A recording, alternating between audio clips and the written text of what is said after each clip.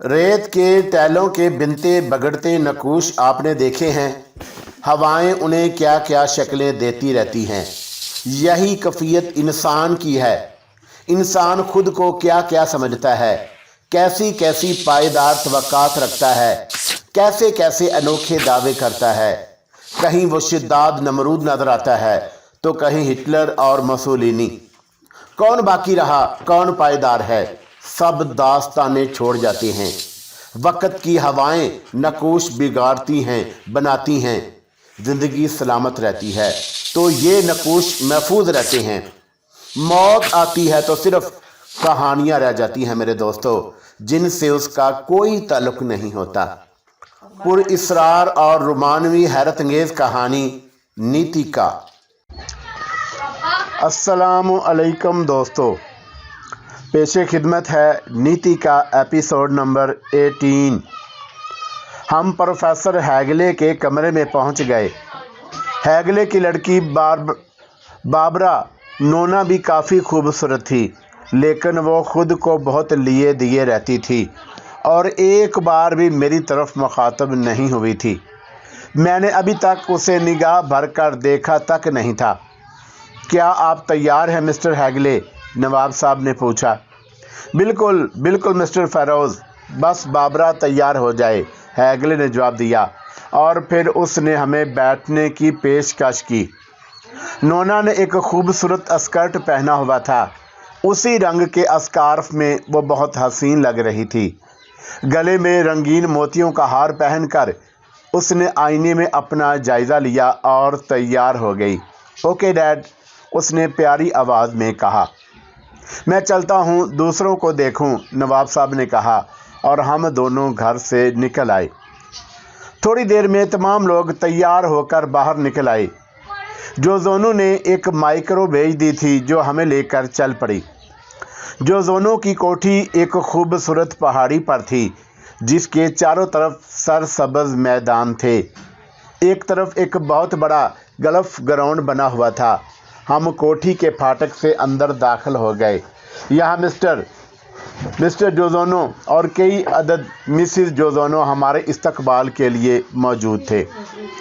अंधेरे के साथ ही होंठों पर रोशनी सजाए हमारे नज़दीक आए और हम में से एक एक से मसाफा किया। उनके चेहरे सयाह थे लेकिन दिल सफ़ेद। उनकी मुस्कुराहट में हुस्न नहीं था लेकिन हुस्न खलूस से माला माल थी। इस्तकबालिया मजलिसों में उनके दिल की कैफियत नुमायां थी। यहाँ भी कौसर ने फिर मेरा दाहना शाना संभाल लिया था और लुत्फ़ की बात यह थी कि बाईं सिमत मिस मरीसा मौजूद थी। ये लड़की खासी तालीम याफ्ता थी लेकिन मेरे मामले में सचमुच क्रैक हो गई थी। एक खूबसूरत हाल में नशस्त का इंतज़ाम किया गया। हम सब खूबसूरत कुर्सियों पर बैठ गए। जोज़ोनो की लड़कियां हमारे इर्द गिर्द जमा हो गईं। इसका कोई बेटा नहीं था, सिर्फ 14 अदद बेटियां थीं जो उम्र में यकसा मालूम होती थी। थोड़ा बहुत फ़र्क भी होगा, हमारी समझ में नहीं आ रहा था। बहरहाल बड़े मियाँ की काविश काबिले देदाद थी। क्या मजाल किसी के नक्काश एक दूसरे से मुख्तलिफ हुए हों। हम उन पर खूबसूरत फ़िक्रे कसते रहे और फिर खाने का वक़्त हो गया। खाने का इंतज़ाम भी एक बहुत बड़े हाल में किया गया था। वो दोनों एक मालदार आदमी था, उसके अलावा आला ज़ौक़ भी रखता था। हाल की मेज़ इंतहाई कीमती खानों से सजी हुई थी और फिर बैरों ने सर्विस शुरू कर दी। बावर्दी बैरे ऐसा ही लगता था जैसे किसी बहुत बड़े नवाब के यहाँ दावत में शरीक हों। खाने में दर्जनों इक़साम के थे। बहरहाल बड़ी पुरतकल्लफ़ दावत थी जिसके बाद कहवा पिया गया। लुत्फ़ की बात यह थी कि शराब का कोई इंतज़ाम नहीं किया गया था, जिसके बारे में मालूम हुआ कि पीने वाले एक दूसरे रूम में पी सकते हैं और यह सिर्फ नवाब फ़ैरुज़ुद्दीन के एहतराम में किया गया था क्योंकि सब जानते थे कि नवाब साहब नहीं पीते। उसके बाद की तफरीहात बट गईं। यहाँ इस कोठी में हाल बुलाल रूम भी था जिस पर रक़्स किया जा सकता था, किया भी गया। उसमें मिस्टर जोज़ोनो की लड़कियाँ पेश थीं। मिस्टर डेविड ने कौसर को रक्स की पेशकश की, लेकिन कौसर ने उसे घूर कर रह गई। डेविड हक्का बक्का उसकी शक्ल देखता रह गया था। प्लीज़, उसने सवाल का जवाब चाहा। सॉरी मिस्टर डेविड, मैं फिर मिस फ़िरोज़ रक्स नहीं करती। क्या हर्ज है मिस फ़िरोज़? डेविड भी परीसा का भाई मालूम होता था। मेरी जहनी हालत ठीक नहीं है मिस्टर डेविड। अभी पिछले दिनों की बात है, एक शख्स ने मुझसे रक्स की दरख्वास्त की थी। मैंने पाँव से जूते उतार कर इतने लगाए कि उसकी शक्ल बिगड़ गई। उस वक़्त भी मेरा दिल यही चाह रहा था, कौसर ने ऊपरी होंठ भींच कर कहा, और डेविड पीछे हट गया। माई गुडनेस, अजीब बात है। और फिर वह मज़ीद कुछ कहे बगैर आगे बढ़ गया। समझदार आदमी था, कौसर ने कहा और हंस पड़ी। इनके कल्चर में यही है। आपका मूड नहीं बन रहा है मिस्टर सरफराज, कौसर ने मुस्कुराते हुए कहा। बन तो रहा है, लेकिन आपकी वजह से तकल्लुफ़ कर रहा हूँ। ओह नहीं, खुदा की कसम, क्या हर्ज है अगर आप सुनिए, मेरा ख्याल है आप मेरी वजह से ज़्यादा तकल्लुफ़ ना किया करें। मैंने आपको रक्स करते हुए देखा है। वाकई? मैंने कौसर की तरफ देखा। हाँ, कौसर ने इस अंदाज में कहा जैसे उसे यकीन हो कि मैं रक्स पेश करूँगा। लेकिन उस वक़्त मेरे प्रोग्राम की एक कड़ी मेरे हाथ आ गई थी, चुनाचा मैं आगे बढ़ गया। मिस्टर जोज़ोनो की एक साहबजादी मेरी तरफ बढ़ी और मैंने उन्हें खुश आमदीद कहा। गुदाज बदन की लड़की थी, चेहरे को नज़रअंदाज कर दिया जाता तो जिस्मानी तौर पर उसकी पूरी टीम में उससे हसीन लड़की नहीं थी। ये बात मैंने बखूबी महसूस की थी। बहरहाल मैं उनकी दुनिया का इंसान नहीं था, इसलिए उसके बदन की जाज़बियत मुझे मुतासर ना कर सकी। मेरे मैदान में उतरते ही मिस मरीसा ने भी ऐलान जंग कर दिया। वो डेविड के साथ रक़स कर रही थी। मध्यम मौसीकी का रिकॉर्ड बज रहा था और फिर पहला राउंड ख़त्म हुआ तो तालियां गूंज उठी। मरीसा तीर की तरह मेरी तरफ लपकी थी। दूसरे राउंड के लिए उसने कहा, प्लीज़। मैंने एक गहरी सांस ली और फिर निगाह उठाकर देखा तो कौसर गायब थी। ना जाने क्यों हल्का सा दुख हुआ, लेकिन यह ज़रूरी था। कौसर ने रास्ता दूसरा अख्तियार किया था, लेकिन उसका इख्तिताम भी वहीं होता था जहां से मुझे खदशा था।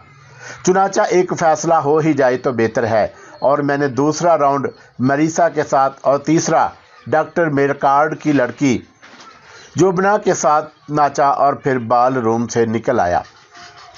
दूसरे हाल में मीटिंग हो रही थी और खुद दोनों इंतज़ामात की तफसील बता रहा था। नवाब फ़ैरुज़ुद्दीन मौजूद थे, लेकिन कौसर उनके पास मौजूद ना थी। ज़ाहिर है कि कहीं लंबी ना गई होगी। तब फिर आओ जोज़ोनो देख लें, कर्नल डिक्सन ने कहा। बिल्कुल, मेरी भी ख्वाहिश है कर्नल, जोज़ोनो ने कहा। आओ। फिर उस वसी कोठी के अकब में आए। यहाँ के इंतज़ामात देखकर मैंने पलकें झपकाईं।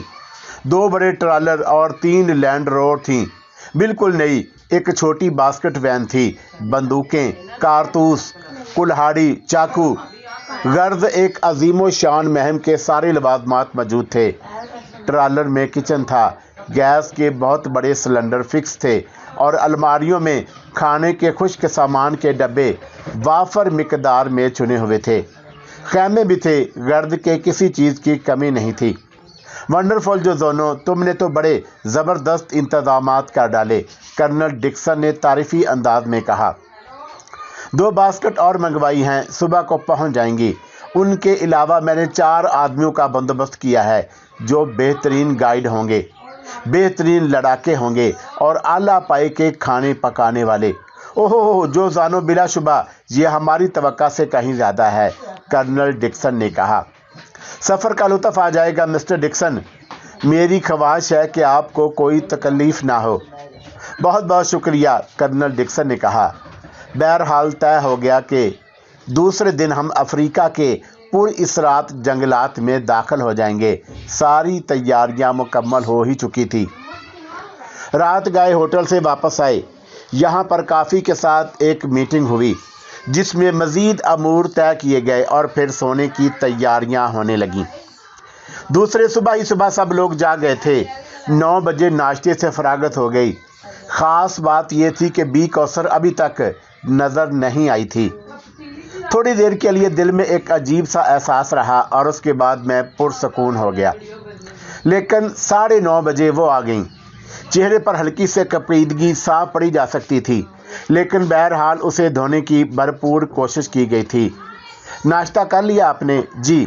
और आपने मिस कौसर? मैंने भी कर लिया, कौसर ने जवाब दिया। आइए बैठिए, मैंने कहा। आपने सफ़र की तैयारियां देखी? हाँ, मुनासिब हैं मेरे ख्याल में, यकीनन। आपके ख्याल में सफ़र कैसा रहेगा सरफराज साहब? बेहद दिलचस्प, मैंने वसोक से जवाब दिया। कैसे कह सकते हो, जबकि आपने इससे कबल बहुत से काम मैंने इससे कबल नहीं किए मिस कौसर, लेकिन हम उनके बारे में अंदाज़ा तो कर सकते हैं, मैंने माजरत करते हुए जवाब दिया। हाँ, ये तो ठीक है, कौसर ने आहिस्ता से कहा। वो कुछ खोई खोई सी थी। बहरहाल उसकी कैफियत दुरुस्त नहीं थी। काफ़ी देर तक वो मेरे पास बैठी रही, लेकिन अंदाज़ा होता था कि ज़हनी तौर पर हाज़िर नहीं है। उसके दिल में कोई कदूरत है, लेकिन उसका इजहार नहीं कर पा रही, और उसकी ज़रूरत भी नहीं थी, मैं समझता था। फिर नवाब साहब ने आवाज़ दी और कुछ कहे बगैर उठकर बाहर निकल गई। काश तुम पहले की मिस कौसर बन जाओ, मैंने सोचा। हालांकि ये अब मुश्किल ही नज़र आता था, लेकिन बहरहाल कौसर साहबा, हम दोनों के दरमियान बहुत फासला है, और ये फासला बरकरार रहेगा हमेशा हमेशा।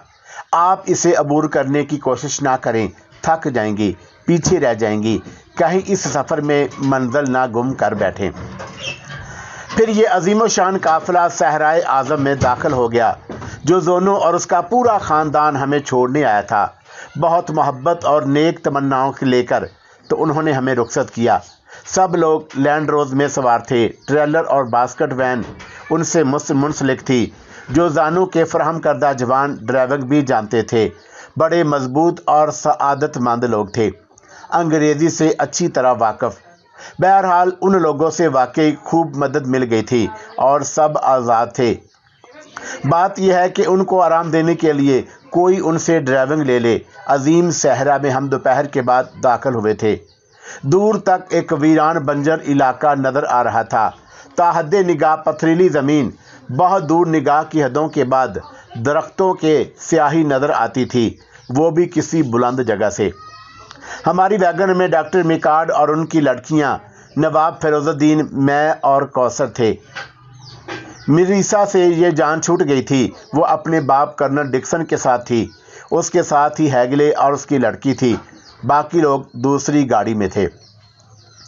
कौसर खामोश थी। शाम को 6 बजे सूरज छुप गया और अंधेरा किसी तूफान की तरह बढ़ता चला आया। आन की आन में उसने माहौल को निगल लिया और हर चीज़ तारीक हो गई। तब ड्राइवरों ने रोशनियां जला ली और फिर दाहिनी गाड़ी से कर्नल डिक्सन ने सीटी बजाई, जिसका मतलब था कि रुक जाया जाए।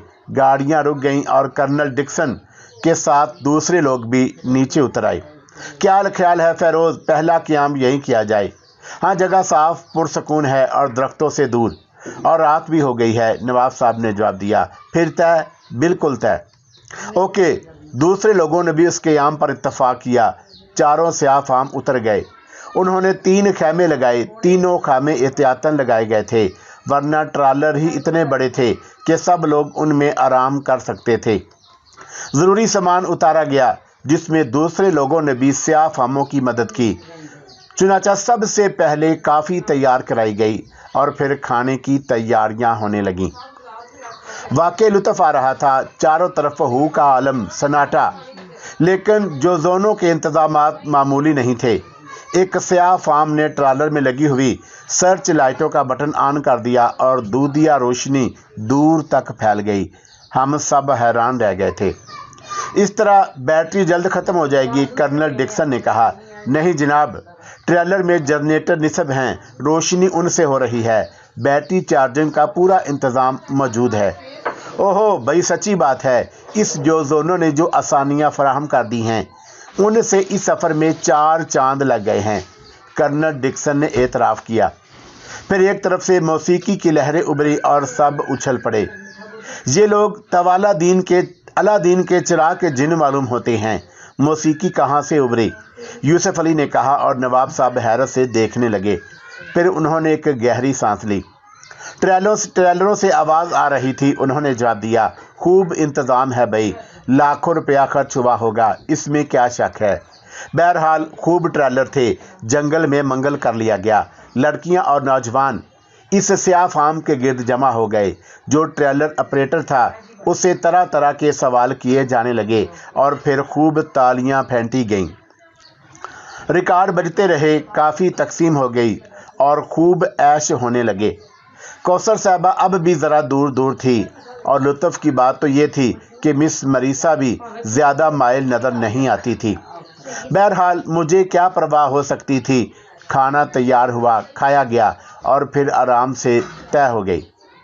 कर्नल डिक्सन, यूसुफ अली और नवाब साहब यहाँ भी बाज ना आए। रोशनी काफ़ी थी, बस बसात बिछा दी गई और शतरंज होने लगा। मौसीकी बंद कर दी गई। मैंने एक गाड़ी में ही रात गुजारने का फ़ैसला किया और फिर न जाने कब ख्यालात में उलझा सो गया। खासी नींद कर चुका था जब किसी ने झंझोड़ा। नवाब साहब थे, उनके पीछे कौसर साहबा भी मौजूद थी। ओहो खैरियत, अम्मा अजीब इंसान हो, कमाल कर दिया। नवाब साहब बोले। मैं नहीं समझा, यहाँ सोने की क्या ज़रूरत थी। हर्ज भी क्या था नवाब साहब, ये कोई सोने की जगह है। कुछ लोगों को तो सोना ही पड़ेगा, सब ट्रेलर में तो आराम नहीं कर सकेंगे। तो तुमने खुद को उन कुछ लोगों में शामिल क्यों कर लिया। उतरो नीचे, नवाब साहब बोले और मैं जल्दी से नीचे उतर आया। अरे आप भी नहीं सोई अभी तक कौसर, मैंने पूछा। सो गई थी बेचारी, तुम्हारा सुना तो परेशान हो गई। ओह नवाब साहब, आपने नाहक। अच्छा आ जाओ, यहाँ भी तुम इन इलाकों से ना वाकिफ हो, ऐसी तफरीयात ना किया करो, समझा। सारी जगह मारा फारा फिरा हूँ। कौसर ने ही कहा कि किसी गाड़ी में देखा जाए, कहीं सो तो नहीं गए, वरना मैं भी सारी रात ना सो सकता। नवाब साहब गुस्सीले लहजे में बोले। चारों तरफ सन्नाटा छा गया। सर्च लाइटें भी बुझा दी गई, सिर्फ मामूली रोशनियां रहने दी गईं। ट्रेलरों की छत पर स्याह फार्म बैठे हुए थे। ये लोग, मैंने स्याह फार्मों को देखा, उनके पास बंदूकें भी नज़र आ रही थी। आधी रात को दूसरे जाग जाएंगे, नवाब साहब ने बताया और मैंने गर्दन हिला दी। ट्रेलर में हम तनहा थे। मादाम मरीसा, टूना और प्रोफेसर हैगले, उसके अलावा हेडसन और उसके बाद अलबदी भी थे। गोया जवान सिर्फ मैं था। दोनों लड़कियां एक कोने में थी और हम एक तरफ। शुक्र है मरीसा यहाँ भी नहीं थी, वो मेरी पोजीशन ख़राब हो जाती। खामोशी से कौसर भी लेट गई और नवाब साहब ने ट्रेलर का दरवाज़ा अंदर से बंद कर दिया। मैं भी नींद ही में था, चुनाचा लेटते ही सो गया। और फिर दूसरी सुबह सब लोग काफ़ी दिन चढ़े उठे थे। मैं तो ज़रूरत से ज़्यादा ही देर से उठा था और जब मैं उठा तो नाश्ता वगैरह बिल्कुल तैयार था। तमाम लोग स्टूलों पर बैठे हुए थे और नाश्ते का इंतज़ार कर रहे थे। स्याह फार्मों ने नाश्ता कैनूस की मेज़ों पर लगा दिया। वो बेहद फुर्ती से काम कर रहे थे। जो जोनों ने कमाल के आदमी हमारे सुपुर्द किए थे। बहुत काम के आदमी हैं ये, कर्नल डिक्सन ने कहा। यही मैं कहने वाला था, बिल्कुल मशीनी इंसान मालूम होते हैं। बहरहाल इंसान हैं। आज रात इनकी छुट्टी की जाएगी। बिल्कुल ठीक। इसके अलावा दोस्तों, मैं एक ख़ास बात की ज़रूरत महसूस कर रहा हूँ, कर्नल ने कहा। क्या? सवाल किया गया। यूँ तो हम सब दोस्त हैं और एक दूसरे से तावन करते हैं और करते रहेंगे, लेकिन उसके बावजूद एक सरबराह की ज़रूरत बाकी रह जाती है। इस किस्म की मुहिमात में यह ज़रूरी होता है। क्या दूसरे लोग भी मेरी राय से इत्तफाक नहीं करेंगे? यकीनन, सब ने कहा। तो मेरी राय है कि किसी को अपना सरबराह चुन लिया जाए और उसकी हदायत पर अमल किया जाए। मुनासिब बात है, आपकी तजवीज़। कर्नल डिक्सन, बहुत सी आवाज़ें उभरी। तुम इस पार्टी में मुनासिब तरीन आदमी हो, हमें तुम्हारे ऊपर एतमाद है। दोस्तों, कर्नल डिक्सन ने मुस्कुराते हुए कहा, मेरी निगाह में एक और शख्स है, आप लोग सुन लें और उसके बाद फैसला करें। वो कौन? डॉक्टर मिकार्ड, बिलाशुबा सबसे मुअम्मर, सबसे ज़्यादा जहां दीदा। यहाँ मामला कारकर्दगी का नहीं है, सरबराह की बात का है। और दोस्तों से माजरत के साथ, डॉक्टर मिकार्ड से उम्दा आदमी इस काम के लिए मेरी निगाह में और कोई नहीं है। मैं तायद करता हूँ, नवाब फिरोजुद्दीन ने कहा। हम सब ही तायद करते हैं। बिलाशुबा हम में से किसी को डॉक्टर के अहकामात मानने में तामल ना होगा। मैं इस काबिल नहीं हूँ साथियों, डॉक्टर मिकार्ड ने कहा। हम सब मुत्तफिक हैं डॉक्टर, बराह करम आप इनकार ना करें। لیکن میں آپ کے مشوروں کے بغیر ناکارہ ثابت ہوں گا۔ ہم سب آپ کے شانہ بشانہ ہیں ڈاکٹر، آپ فکر مند کیوں ہیں؟ چنانچہ یہ بات طے ہو گئی اور پھر سفر کی تیاریاں شروع ہو گئی۔ تھوڑی دیر کے بعد گاڑیاں اسٹارٹ ہو کر چل پڑیں۔ اس بار اسٹیئرنگ دوسرے لوگوں نے سنبھالے تھے۔ سیاف ہموں سے کہہ دیا گیا تھا کہ وہ آدھا دن آرام کریں، کل وہ ڈرائیونگ کرتے رہیں گے۔ طویل میدان ختم ہونے کا نام ہی نہیں لے رہا تھا۔ درخت اب قدرے صاف نظر آنے لگے تھے، لیکن ایسے لگ رہا تھا جیسے وہ بھی دوڑ بھاگ کر رہے ہوں۔ ٹریلروں کی وجہ سے اور باسکٹ گاڑیوں کی وجہ سے رفتار بہت زیادہ تیز نہیں کی جا سکتی تھی، چنانچہ مناسب رفتار سے سفر ہو رہا تھا۔ اپنی گاڑی کا اسٹیئرنگ میرے پاس تھا اور کوثر میرے نزدیک بیٹھی ہوئی تھی۔ عقبی سیٹ پر دوسرے لوگ تھے، آج ساتھی بدل گئے تھے۔ ویسے کوثر کا رویہ ابھی تک بدلا ہوا تھا، وہ عموماً خاموش ہی رہتی تھی۔ ویسے کبھی کبھی احساس ہوتا تھا کہ وہ خود کو سنبھالنے کی کوشش کر رہی ہے۔ ایسے اوقات میں وہ اپنی پرانی روش واپس لانے کی کوشش کرتی، لیکن مصنوعی اقدار سے اسے کبھی شاید گرفت ہوتی تھی اور اس کے دل میں بھڑاس تھی جسے نکلنے کا موقع نہیں ملا تھا۔ رہی میری بات تو میں بہت خوش تھا، میں تو اس کے اتفاق سے خوفزدہ تھا۔ دیوانی لڑکی دوسرے لڑکیوں کی طرح روگ لگا بیٹھی تو مفت میں ماری جائے گی، اس کی تو زیادہ پرواہ بھی نہیں تھی۔ لیکن نواب فیروز الدین کا معاملہ سخت تھا۔ اس محبت کرنے والے انسان کو میں کوئی تکلیف نہیں پہنچا سکتا تھا۔ چنانچہ میں نے طے کر لیا کہ مس کوثر آپ کے اس جذبے کو ہوا نہیں ملنی چاہیے۔ کاش آپ کے ذہن میں میرے لیے نفرت جڑ پکڑ سکے۔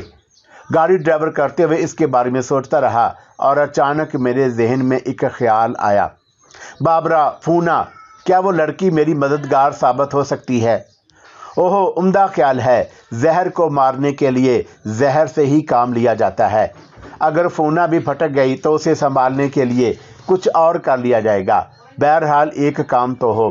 ویری گڈ، میں نے چٹکی بجائی اور سیاہ فام عقب سے اٹھ کر میرے پاس آ گیا۔ یس سر، گاڑی روک دیں، وہ بولا۔ کیا مطلب؟ میں نے حیرت سے کہا۔ بس میں تازہ دم ہوں، اس نے مسکراتے ہوئے کہا۔ اوہو، تم سمجھے تھے میں نے تمہیں بلانے کے لیے چٹکی بجائی ہے؟ نہ صحیح جناب، اب میں ڈرائیونگ کرنے کے لیے تیار ہوں۔ تمہاری مرضی، میں نے کہا اور گاڑی روک دی۔ کوثر بھی اتر کر پیچھے چلی گئی۔ میں بھی عقبی سیٹ پر آ گیا اور میں نے سیٹ کی پشت سے سر ٹکا کر آنکھیں بند کر لیں۔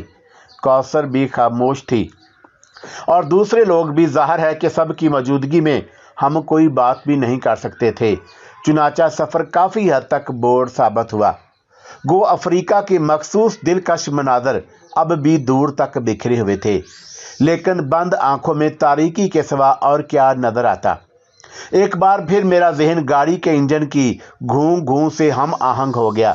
مٹے مٹے خاکے ابھرنے لگے۔ یہ خاکے جب بھی ابھرتے تھے طبیعت بے چین ہو جاتی تھی۔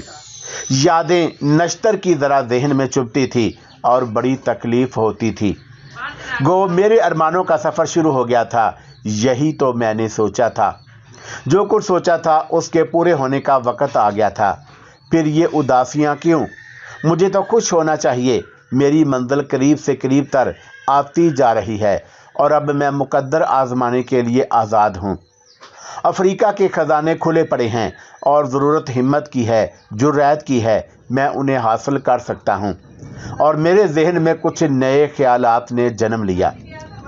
میرے کانوں میں نواب فیروز الدین کے الفاظ ابھرے، اس وقت تک جب تک ہیروں کا کوئی بڑا ذخیرہ ہمارے ہاتھ نہ لگ جائے تم ان سب پر پورا بھروسہ کر سکتے ہو، اور جب ہیرے ہمارے درمیان آ جائیں تو ایک ایک سے چوکنا رہنا۔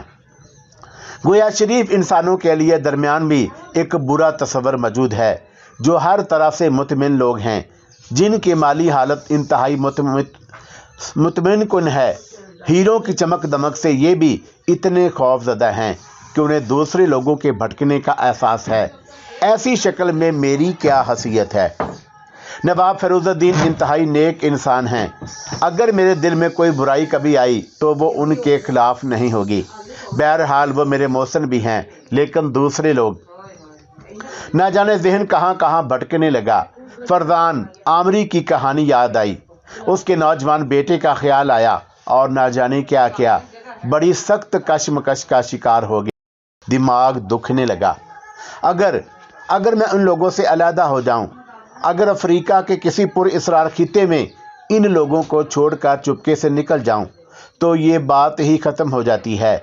मैं अपने तौर पर किस्मत आजमाई करूंगा, दूसरे अपने तौर पर करें, जिसकी तकदीर में जो कुछ हो पाले।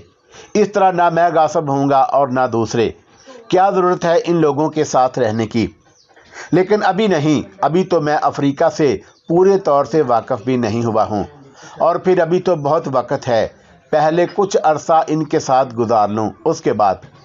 लेकिन फिर एक और ख्याल आया, फ़र्ज़ किया जाए इन लोगों को छोड़ दूँ, नवाब फ़िरोज़ुद्दीन परेशानी से मुझे तलाश करें, मायूस हो जाएं, और उसके बाद ये लोग हीरों का ज़ख़ीरा हासिल कर लें, तब इनके दरमियान फूट पड़ जाए, तो नवाब साहब क्या करेंगे?